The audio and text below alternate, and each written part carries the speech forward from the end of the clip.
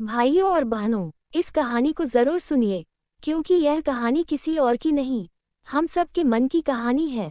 जीतू भाई आज आपको सुनाने जा रहे हैं दो भाइयों की कहानी, जहां एक ने अपने मन को काबू में किया और दूसरा अपने ही मन से हारता चला गया। एक छोटे से शहर में रामलाल और श्यामलाल नाम के दो भाई रहते थे। घर वही, माँ बाप वही, पर दोनों की जिंदगी की दिशा अलग अलग थी। रामलाल कम बोलता था, पर जो सोच लेता उसे पूरा करके ही दम लेता था। श्यामलाल तेज दिमाग का था, सपने बड़े बड़े देखता था, पर उसका मन कभी एक जगह टिकता ही नहीं था। श्यामलाल ने पहली नौकरी की, कुछ महीनों बाद बोला, ये काम मेरे लायक नहीं। दूसरी जगह गया, कुछ दिन बाद कहा, यहाँ मेरा मन नहीं लग रहा। फिर तीसरी, फिर चौथी। हर बार उसका मन कहता, अगर यह बदल दूं तो आगे बढ़ जाऊंगा। लेकिन भाइयों, इस कहानी को जरूर सुनिए, क्योंकि सच्चाई ये थी कि श्यामलाल कहीं नहीं रुक पा रहा था, क्योंकि उसका मन उसके काबू में नहीं था।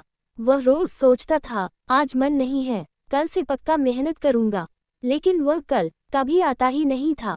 मन उसे हर दिन नया बहाना दे देता था और श्यामलाल हर दिन उसी बहाने में फंसता चला जाता था। उसी घर में रामलाल भी रहता था, वह भी थकता था, उसका भी मन करता था आराम करने का, पर फर्क बस इतना था कि रामलाल मन की बात मानता नहीं था।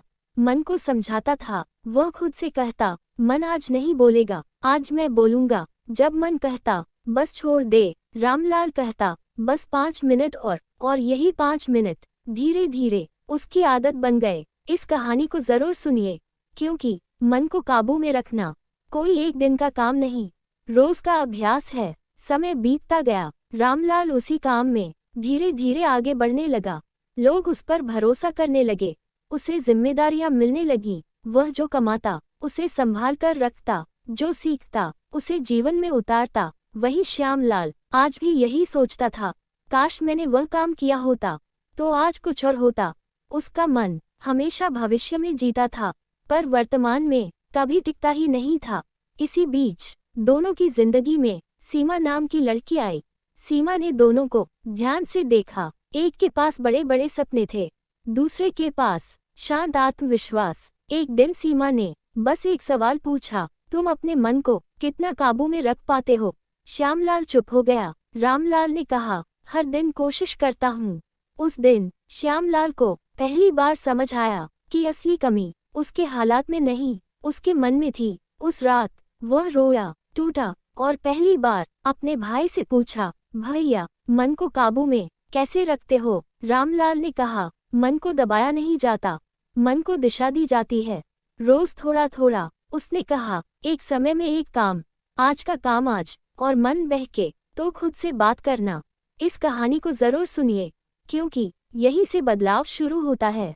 श्यामलाल गिरा, फिर उठा, फिर मन भटका, फिर खुद को रोका। पहली बार उसने भागना नहीं चुना। धीरे धीरे उसका मन भी शांत होने लगा। आज श्यामलाल किसी एक जगह टिका हुआ है, बहुत बड़ा अमीर नहीं, पर अपने मन का मालिक है, और यही सबसे बड़ी जीत है। भाइयों और बहनों, इस कहानी को जरूर सुनिए और समझिए, क्योंकि जो अपने मन को काबू में कर लेता है वह जीवन को भी काबू में कर लेता है।